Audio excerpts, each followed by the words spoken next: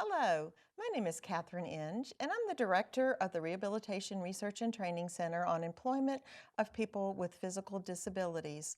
And I'm going to be joined today, a little bit later, by Matthew Bogenschutz, and we're going to talk today about a research study that we've been conducting at the RRTC. Now, the RRTC has been going for about a year and a half now, and one of our primary goals was to include people with disabilities, specifically people with physical disabilities, in our research.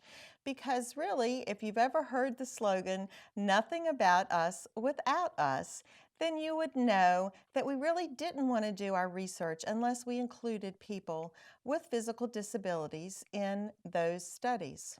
And so what we're talking about today is really research study number 1. And in that study, what we're really trying to find out is, what do people with physical disabilities need to know about working, and what resources do they need, as well as how would they like those resources delivered to them. And so what we're going to do today is talk about what we have done so far in this study. So let's get started.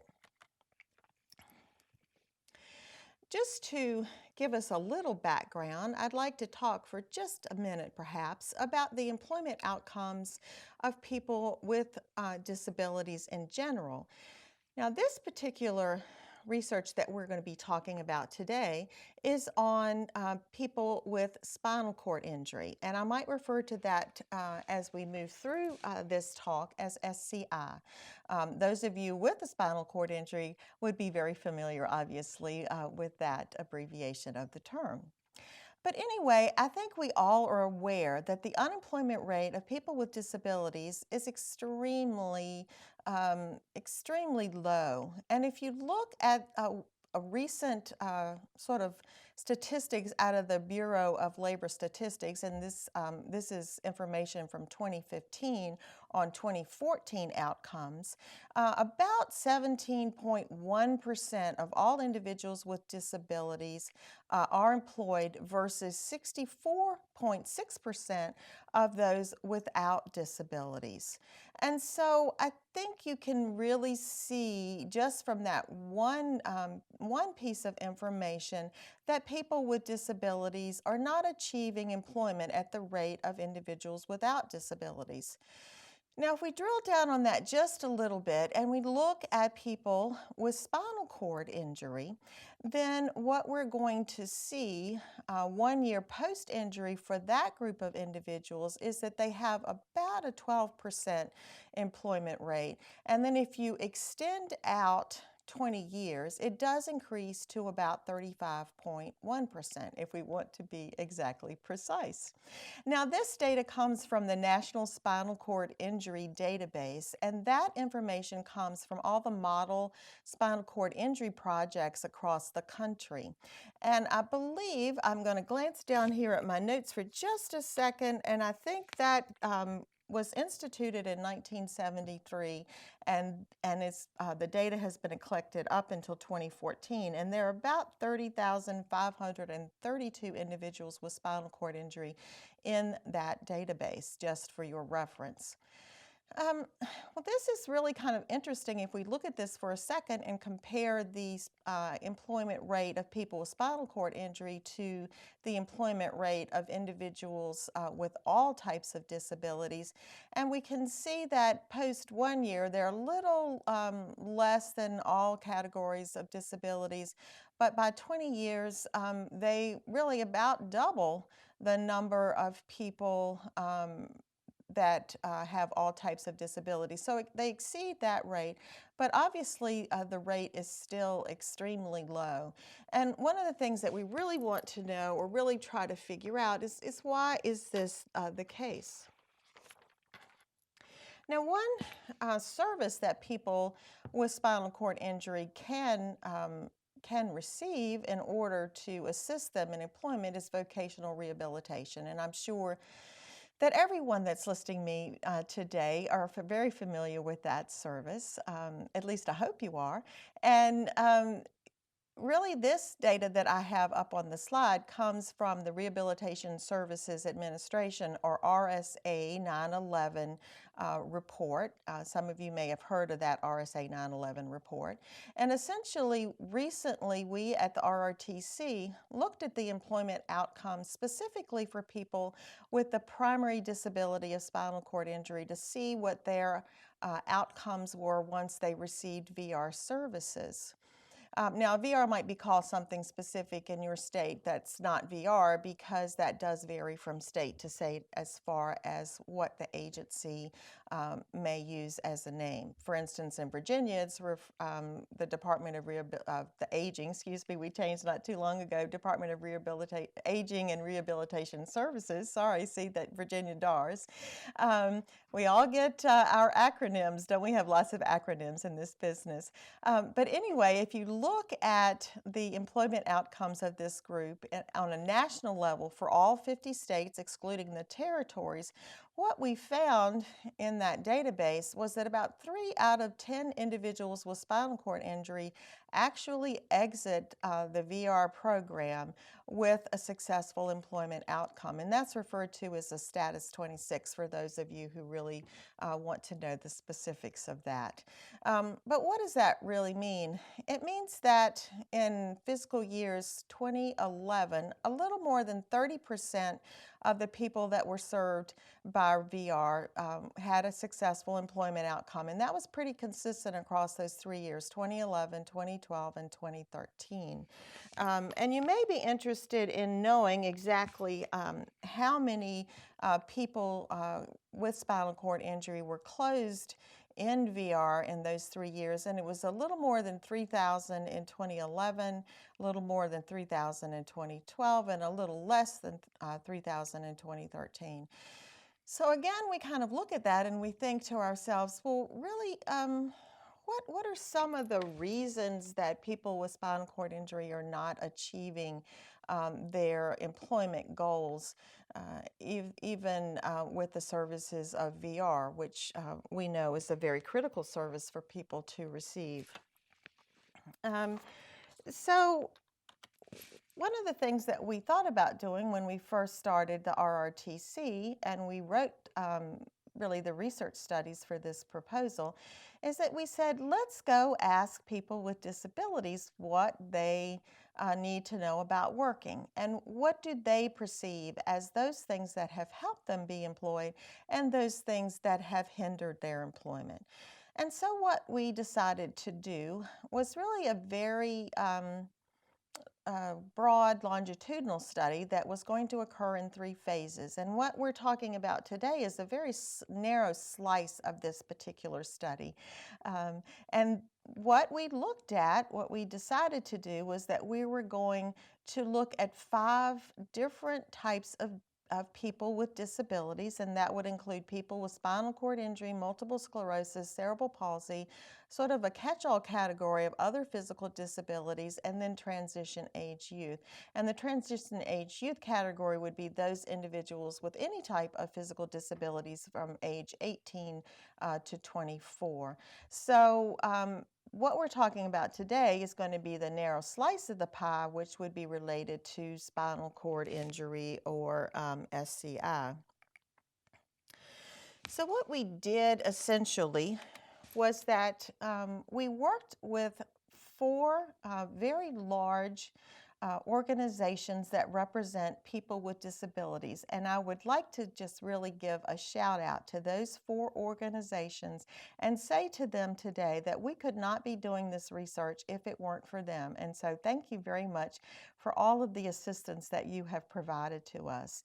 And you can see there on the slide the organizations that assisted us in that research, and that was the World Institute on Disability, which more commonly is referred to as WID, the National Council on Independent Living, which is NICL, the United Spinal Cord Injury Association, and the National Multiple Sclerosis Society. So if you think back that we are covering a number of different groups in this study, all of those organizations helped us to identify our target population.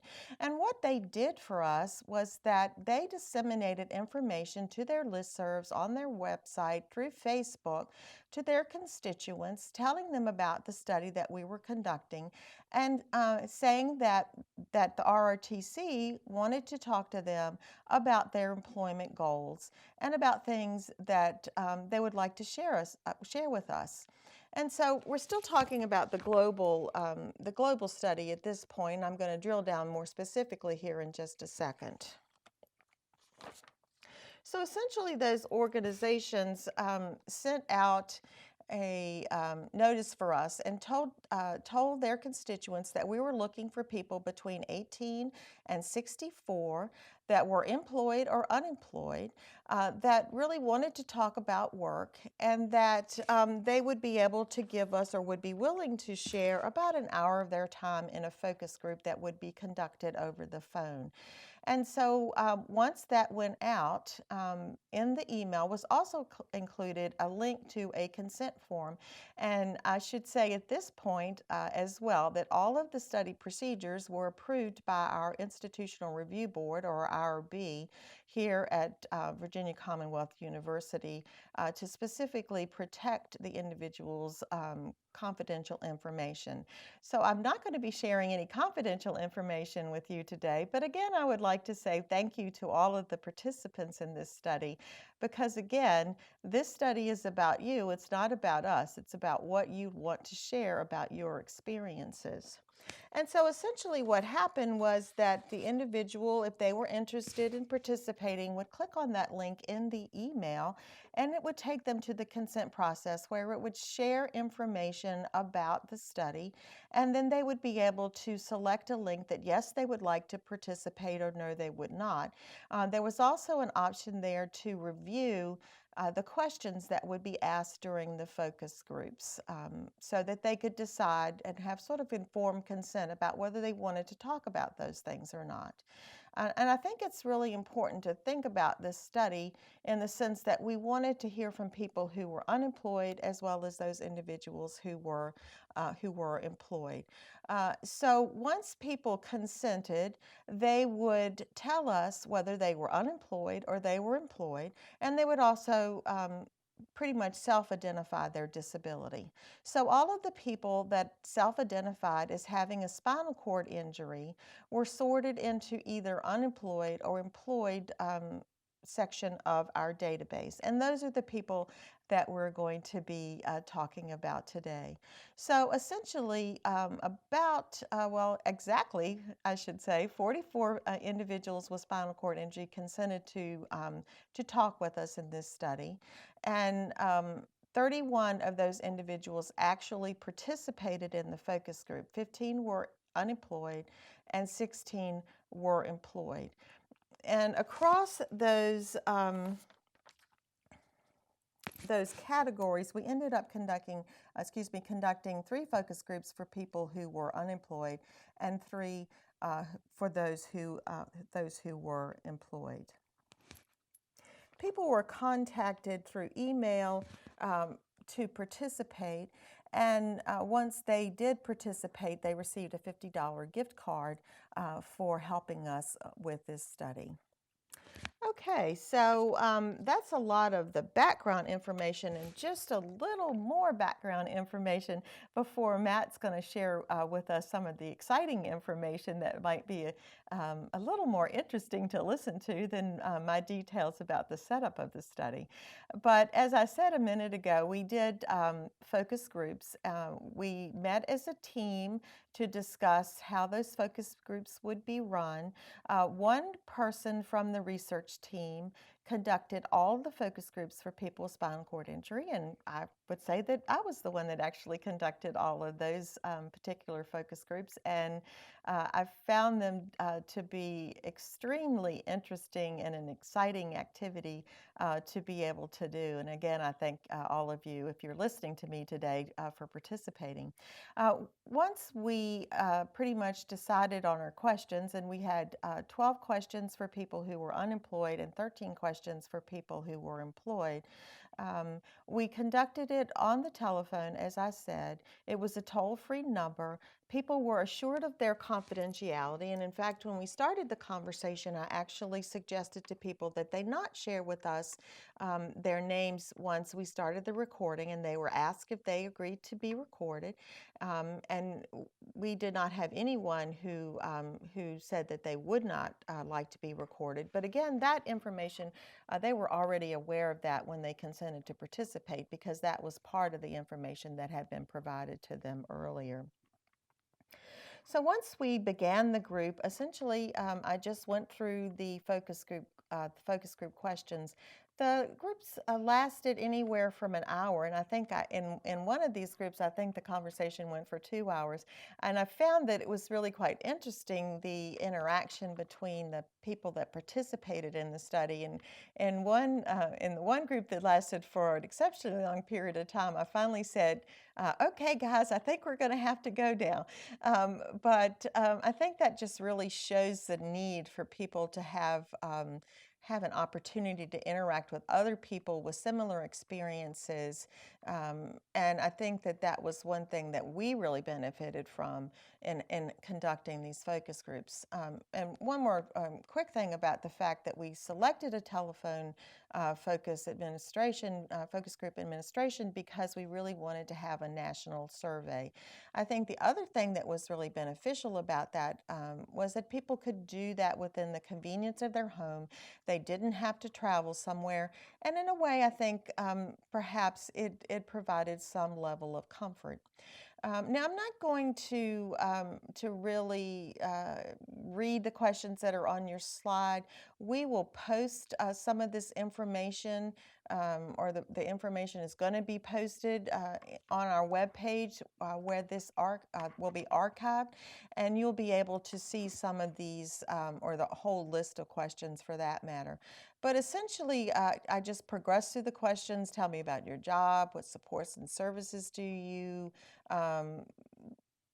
use to look for a job, etc., and move through the list of questions. If people didn't respond, I had a series of probe questions that we had generated related to these questions. And I think I didn't mention earlier that we did a quick pilot test of the questions before we actually conducted the focus groups. Just one more comment on the focus group, so you can see there were some slight differences between the questions for people who were employed versus people who were unemployed. In that situation, for people who were unemployed, we asked them to think about what a typical day might look like for them at work, so they could sort of get into the frame of reference related to working, and what they might like to do. So I'm going to pause now with all this setup information about how we designed the study. Again, this is just a slice of the pie for the larger study. And I'm going to ask Matt Bogenschutz, who is also joining me today, who was a member of our research team, to talk about the analysis of the data. Hello, everyone. My name is Matt Bogenschutz. I'm from the VCU School of Social Work, and I have the honor of working with the RRTC on this project. I'm going to take you through the analysis and the findings for the study about spinal cord injury and employment. So to start out the analysis, I should tell you that we did the analysis in a program called NVivo, which is a qualitative data analysis program that helps you sort data and put data into a hierarchy that makes sense of really complex themes. So all of this was done using a fairly well-known program for data analysis called NVivo. And To analyze, I used a conventional qualitative content analysis approach, which is a mouthful. I'm not going to say that a whole lot. The real benefit of the conventional qualitative content analysis is that it allows the researcher to remain open to interpretations that emerge from the data. So in analyzing, we did not use preconceived notions about what we would find. Instead, we took ideas directly from the participants. So oftentimes when we are reading through, we would actually tag or code a certain section of text with wording from that text, directly from the participants, in order to come up with our codes for our themes, which I'll introduce in just a couple minutes. So this is a very grounded, organic way of doing analysis that really honors the voices of the participants, which is our whole goal in conducting this portion of the study. And not to get too far into the weeds, but sometimes content analysis is considered to be sort of an offshoot of grounded theory, which is a much grander, more scripted form of qualitative analysis. So just a little bit about the exact analysis procedure is in line here. So basically the analysis took part, went down in about 3 different stages. So the first stage was called open coding. In this stage, we took the entire text, the transcripts from all 6 of the focus groups. We're completely open into what we might find and went through line by line every single word of that text to try to come up with a set of themes. And from this, we got a ton of themes, way more to cover conveniently or coherently. So we had to do a second round after that, in which we took those themes and tried to put them into a hierarchy. So some overarching themes with sub-themes underneath. Then in the third stage, we worked together to refine and define each one of those themes so that each theme and sub-theme was pretty tightly wound. It had a very specific meaning at this point. So we went from a very, very broad set of findings to a slightly narrower one, and then finally to a very defined set of themes. So this is the 3 stages of coding that we used. And we also took those findings and vetted them with other members of our research team besides Katty and I. Knowing that Katty and I were probably too close to the data at this point, we found it very, very useful to bring this back to other members of our team to get their ideas about if the themes made sense, if the entire coding scheme made sense. So this sort of vetting really gave the study some additional credibility. So getting into the really good stuff now. This is our overall theme schematic, if you will. So I know that this may be small and slightly difficult to read, but we'll get into more details of each section of it as we go through. So at the top, you can see that the main theme that we're looking at is pathways to employment for people with SCI. Remember, this is only the SCI slice of this larger study. And then we broke things down into facilitators of employment, challenges to employment, and what people need to know about in order to become successfully employed. And underneath that, there are sub-themes for each. I'm not going to get into those at the moment because I'll get them in future slides. So this just provides you the general overview of the organization of the findings. Our first set of findings is about facilitators of employment.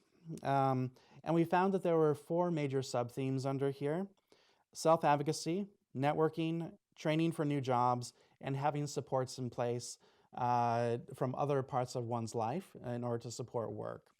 All these things were commonly cited by our participants, and so we consider them all to be very salient themes that help to facilitate employment for folks with SCI. So starting with the self-advocacy piece, it turned out that in our analysis that accommodation requests, as well as the ability to point out one's personal strengths, were both very, very salient parts of self-advocacy. In fact, in our analysis, we found that many people were fairly reticent to request accommodations, but those who were more assertive in requesting accommodations typically got what they needed more quickly. And so that was a real support for employment, was the ability to advocate for oneself in order to seek the accommodations you need to succeed on the job.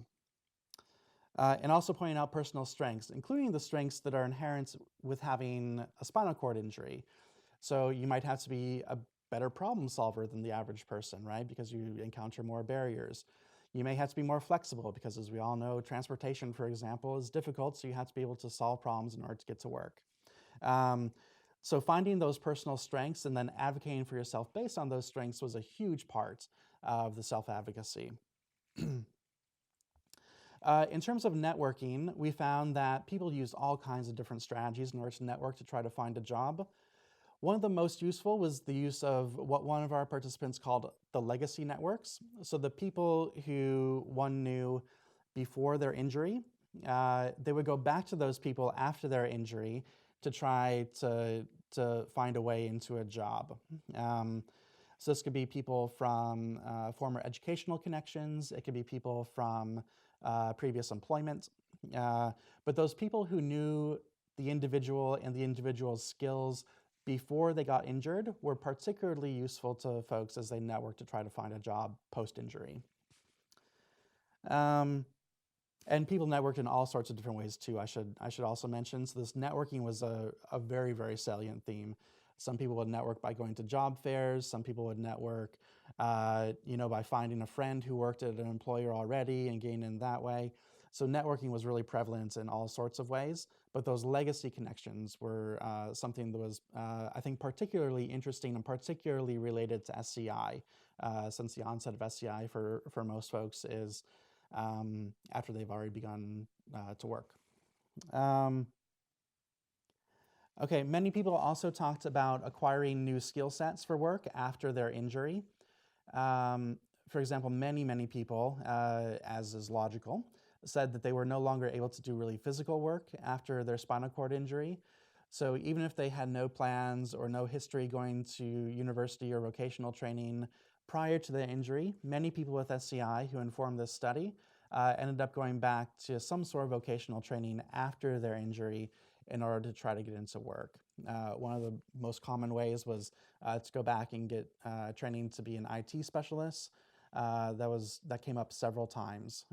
So people were open to going back and getting more education, although they often needed support to do so. That's kind of where Voc Rehab comes in, as Kathy was speaking to earlier. And finally, having home health aides or family members who could support a person to get ready in the morning, to move through the workday, to get to and from work, and so on, was very, very useful in helping people find and maintain employment.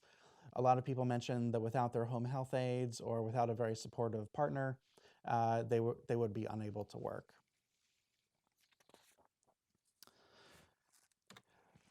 So because this is qualitative research, it's really important to illustrate our themes using actual text. As you hopefully know, in qualitative research, we do not have numbers to rely on to tell our story. The data tells the story, and the narratives of people tell the story. So the validity of our findings really comes from quoted material. So I want to share with you a quote that illustrates each one of these sub-themes under the Facilitators of Employment. So for self-advocacy, one representative quotation came from an individual who said, "I think the problem solving is a benefit of disability because it's I see the world kind of. What kind of problems am I going to have to solve today?" So that's one of the things that I bring up in an interview. So that goes back to the fact that people with SCI often have a different set of strengths than typical people. They're actually brought about from their injury. They've had to become more resourceful or better problem solvings, and they see the world in terms of problem solving. So that is one of our quotes that illustrates self-advocacy. To illustrate the theme of new training, I had to go back to school to learn and pick up my computer skills, and things that I didn't think were necessary before and they had changed dramatically since then. Right? So this is illustrating the fact that prior to injury, this particular individual did not see it necessary to go to school. They may have been in a trade that was more based on physical labor. And then after their injury, they saw the world in a different way, and they realized that in order to survive and thrive as an employee, they would have to go back and reinvent their skill set, in this case with computer skills. To illustrate networking, and particularly the legacy networks, a lot of those legacy networks, I guess is what I'd call them, people I knew before I had my injury, they've been very useful to me in terms of staying networked into the job market.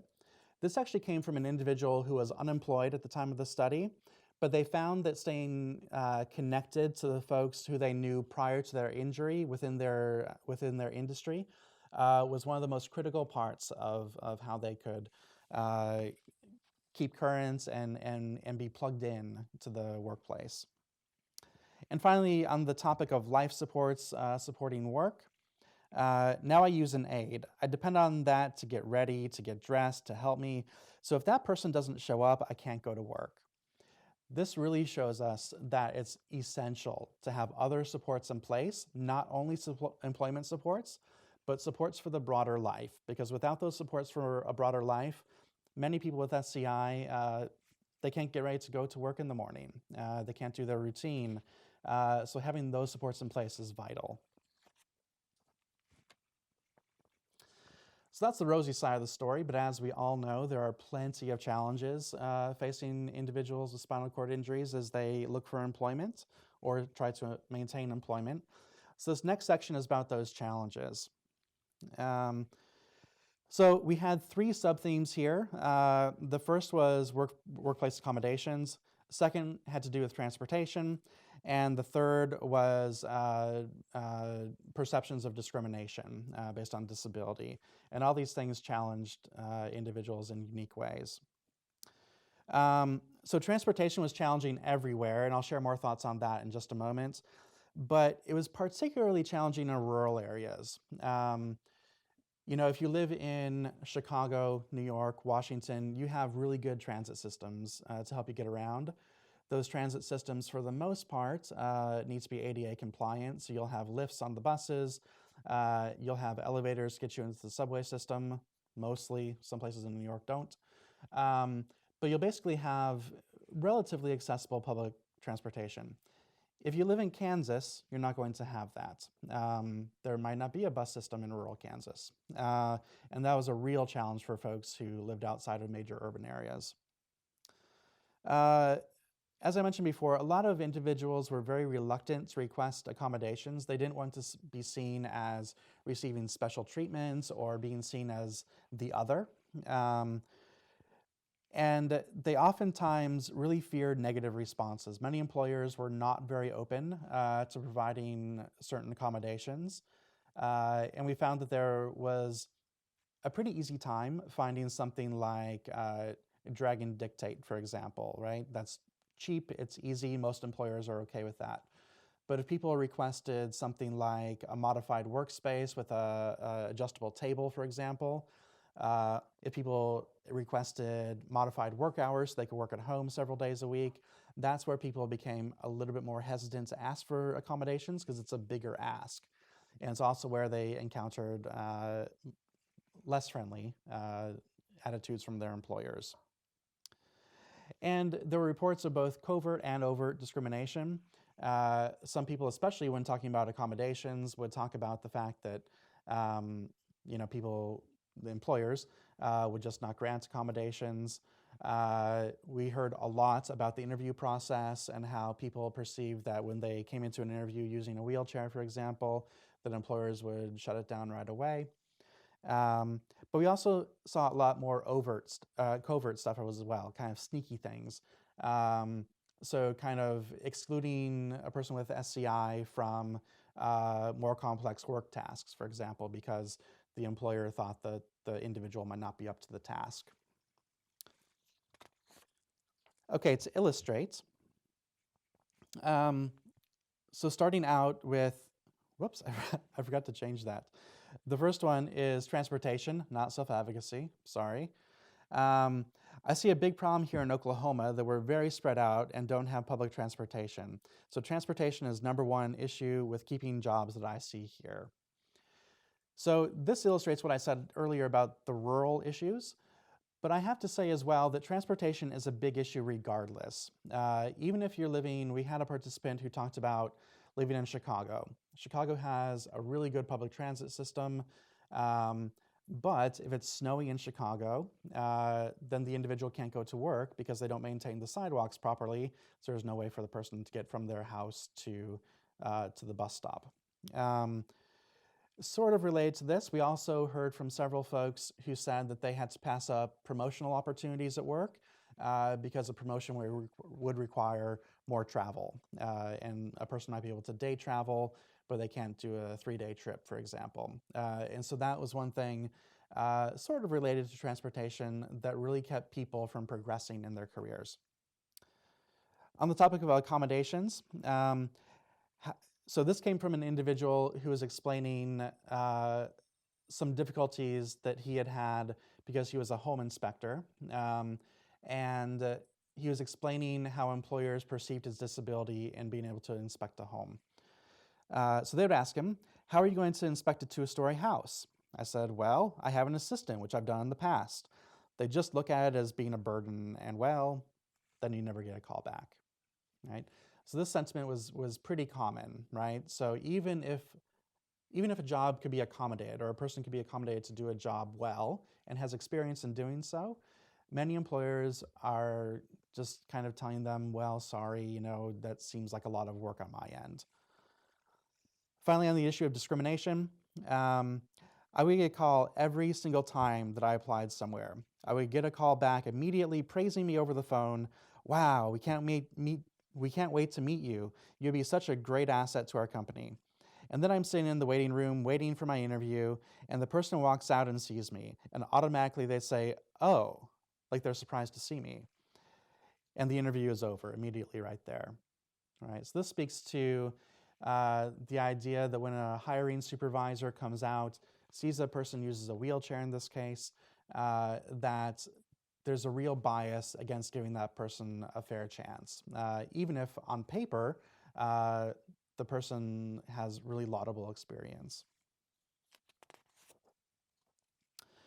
All right, our final main overarching theme is about what people need to know about employment. And here really 2 themes emerged from people with SCI. The first is that they need to know about benefits eligibility and how employment will affect their benefits eligibility. And they also need to know about their workplace rights. So there was a lot of discussion among our participants about the tension between needing to maintain SSDI and therefore Medicaid in order to be able to meet their medical needs versus wanting to go to work and feeling like they were able to go to work, but they were afraid that if they did go to work full time, they would lose those essential benefits. And about workplace rights, many people talked about how important it was to be able to advocate for yourself and to know what rights you have in the workplace. Your rights for accommodation, your rights in terms of anti-discrimination. A lot of people talked about the importance of knowing that. So on the topic of benefits eligibility, one person mentioned, when I graduated, I actually didn't work for 3 years because I was worried about losing certain benefits that I received on a Florida Medicaid waiver program, and that was a home health aide. So before I mentioned that one of the great supports is having things in place elsewhere in life that could support your employment, having a home health aide to help you get up in the morning, for example. So this person really illustrates that without that benefit through the Medicaid waiver in Florida of having a home health aide, that she really wouldn't be able to get to work. And so knowing that her benefits might be reduced or done away with entirely if she worked right away, she decided to curtail her work, remain unemployed for 3 years even after graduation, so she can maintain that essential home health aid. And on the topic of workplace rights, one participant suggested that there be more, well, we asked them what would be useful to know, or what would they suggest. And so this person suggested for training on workplace rights to be brought up while you're still in rehab, learning how to live your new life. The ADA, knowing your rights, and knowing your abilities. So this one I think is actually quite important, that during the rehab process after a spinal cord injury, the person obviously needs to focus on physically getting into as good a shape as possible. That's the whole point of rehab. But during that rehab process as well, according to this participant, and I tend to agree, it'd be lovely to have the opportunity to build up a knowledge of rights to help support the person as they try to reintegrate into the larger society. All right, so those are the findings in a nutshell. We're going to pause for a minute. Katty is going to rejoin me, and we're going to go through some discussion, what all this means in practical terms.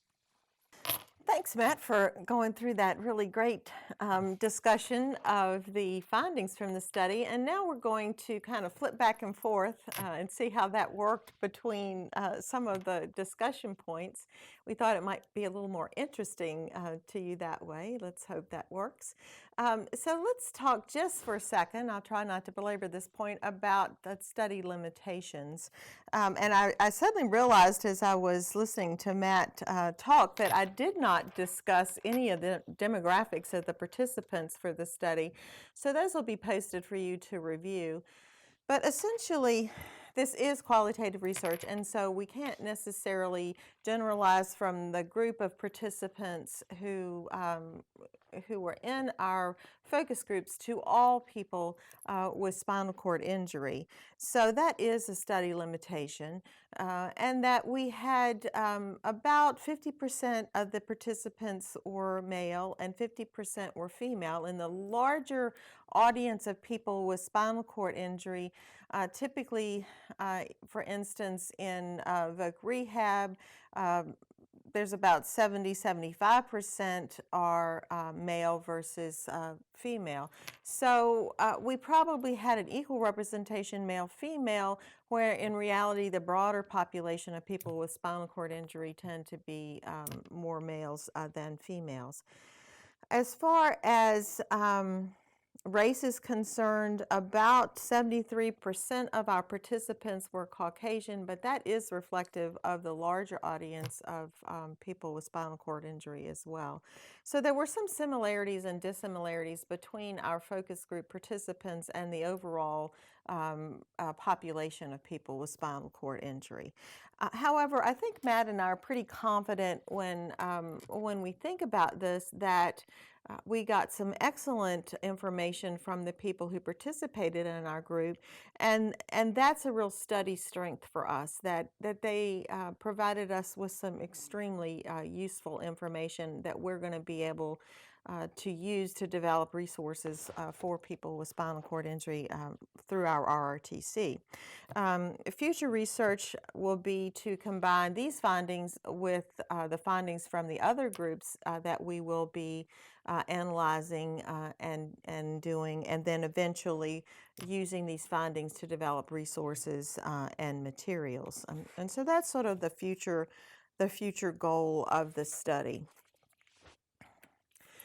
So I'm going to talk just briefly about self-advocacy, and Matt gave us a lot of really good information about self-advocacy. There's some thoughts that I had about this as I was listening to Matt talk, and also as I was thinking about this, there's a paper that's been written off the findings, and we'll share that with anyone who's interested as well. So when I was kicking around some of this, I really heard people talking about the low expectations that we as professionals sometimes hold for people with spinal cord injury, or for any disability for that matter. And that goes back to the need for, unfortunately, for people to be self-advocates. And as Matt mentioned a few minutes ago, our findings are really punctuated by the voices of the people that we heard. And one of the comments that really resonated with me is on the screen or on the slide there. If you got to get a new counselor, you got to get a new counselor.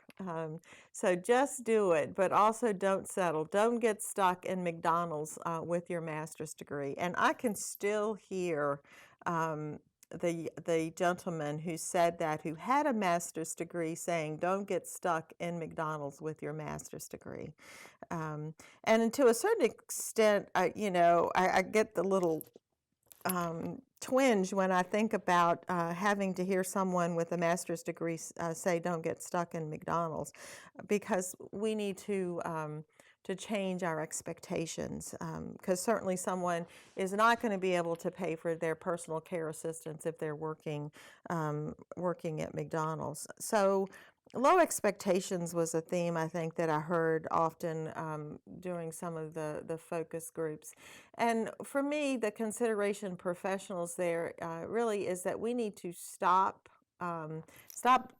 preconceiving things that we have about people with disabilities, that we need to really listen to what people are saying to us.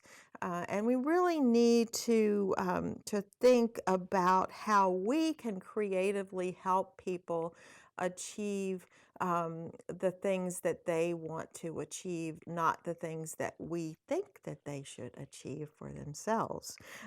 So that is my recommendation for professionals based on some of the things that I heard within the focus groups that we discussed.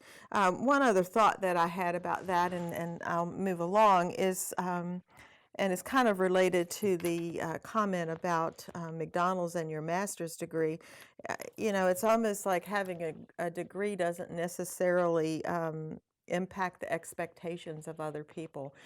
They see a visual, a physical perception, and then they get a preconceived notion about things. And I guess that speaks back to stop some of those preconceptions that you have and really try to think and be creative. The next thing really had to do with employer self-advocacy, and one of the interesting quotes that came out of that sort of illustrates this. Someone said, "I would say anytime that you think that you need something so that you can do a better job and be a better employee, you're not being unreasonable. That any accommodation is not an unreasonable accommodation, and just stick to your guns about it."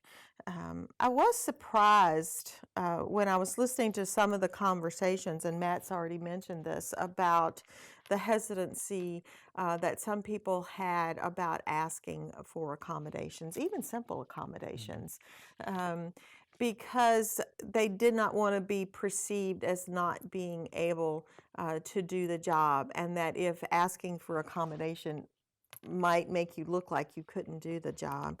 For me, that's almost like a education kind of component, in the sense that I think people need to be able to express what accommodation needs they have with confidence, perhaps, so that they don't feel like they're asking for a special favor, because in reality they're not asking for a special favor. So really what we need to do, I think, is provide more information to individuals about how to represent their skills and benefits to employers, because they do bring many skills to employers.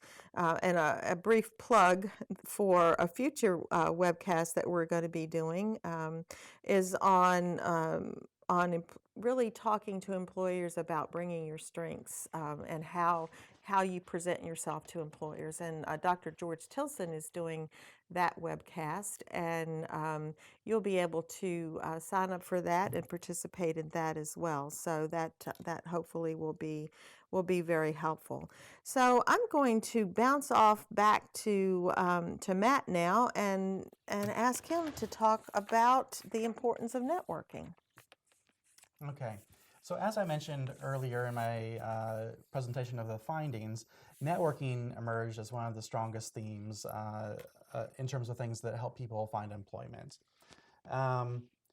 And of course, we all know that networking is important no matter what your ability level, no matter what kind of industry you're in. Networking is always important to find a job. But I think perhaps particularly so for people with SCI.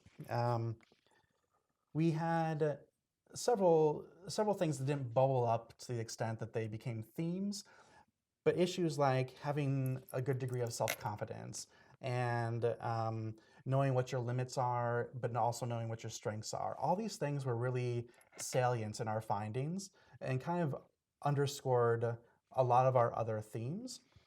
So when it comes to networking, I think networking with SCI from the perspectives of our informants is a lot more difficult than networking for someone without SCI.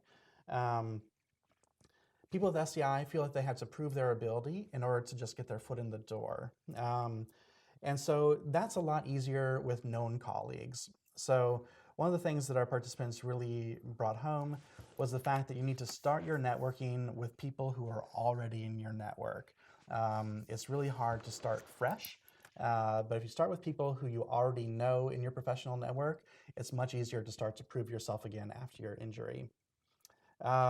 Again, the importance of those legacy networks cannot be overstated. And in terms of bringing this into the practice world, there was some suggestion that vocational rehabilitation counselors may really benefit from focusing more heavily on helping the person establish their employment networks rather than just throwing them to any job. That goes back to what Katty just mentioned as well. But the creativity and the building upon strengths that vocational rehabilitation counselors can do, especially in finding strengths within one's personal network and professional network, can really be useful in getting someone into a job that is not something like McDonald's with a master's degree. If more creativity could be brought into helping the person network, I think we could find better results. Okay, another really important thing that we found in the findings really related to benefits, and I don't think that any of us that have been in the field for any amount of time would be surprised by this finding. I think what I heard too was somewhat of a lack of knowledge around some of the things that are in place to assist people really about learning how working impacts their benefits. In fact, one young man, I remember him saying, might not have been young, just his voice probably sounded young. He said it would be really helpful to have all of this information in one place. Well, in reality, there is a central location for information about how work impacts benefits, and I have some of that up on this particular slide.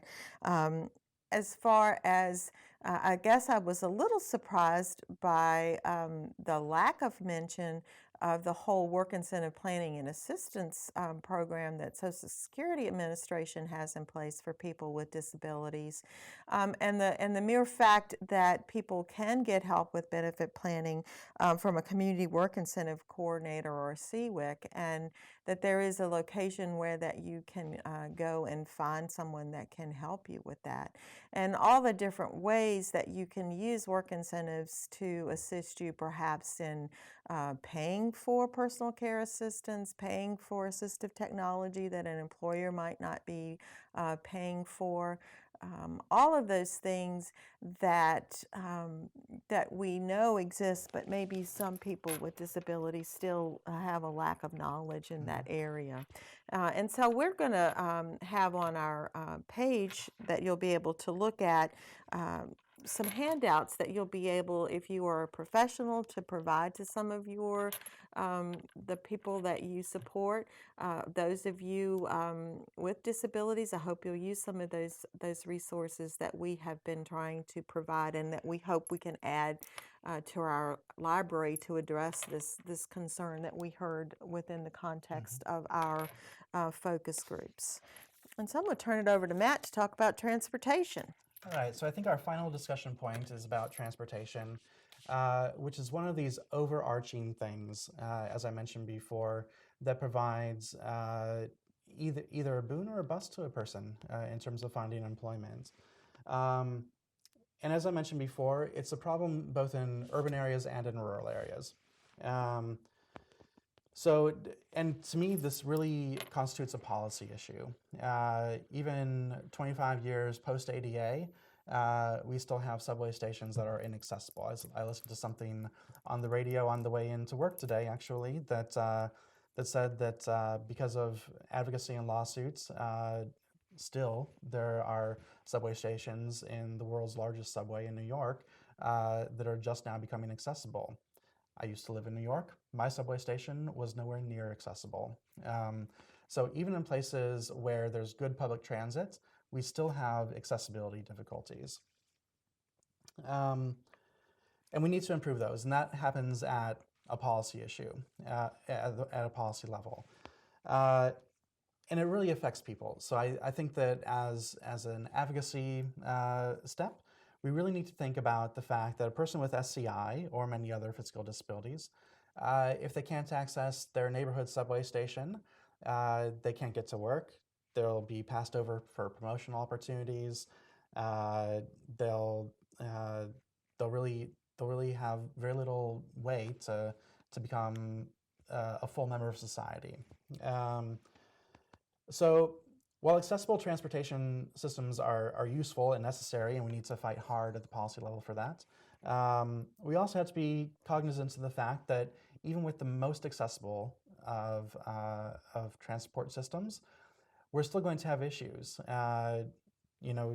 Sidewalks are still poorly maintained. It snows in many parts of the United States. And all these things really put a damper on how people with SCI can get to and from work. And so we need to think about all of this when we're talking about accessible transportation. And we also, of course, need to keep in mind that not everyone lives in a city with a transport network. And even if you do live in a city, your transport network may not be good.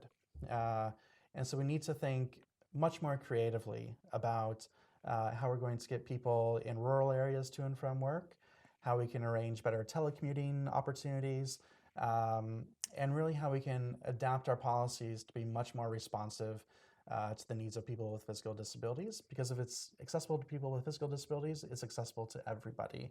And we need to think broadly in those universal terms. Oops. So that brings us to the end of our presentation. Just a few final thoughts for you. In my opinion, the right to work is an individual's right. And we've heard that oftentimes those rights are abridged for people with spinal cord injuries. We know that there are ways to get people into work incentive programs, good vocational rehabilitation, good networking. These things can work, and they work for a lot of people. But we also still find discrimination 25 years post-ADA. We still find inaccessible transport 25 years post-ADA. We still have a long way to go. And ultimately, the right to employment is a civil right. And so I think that the participants in our study were very honest with us. They were very brave to show their feelings about these things and how they hold them back.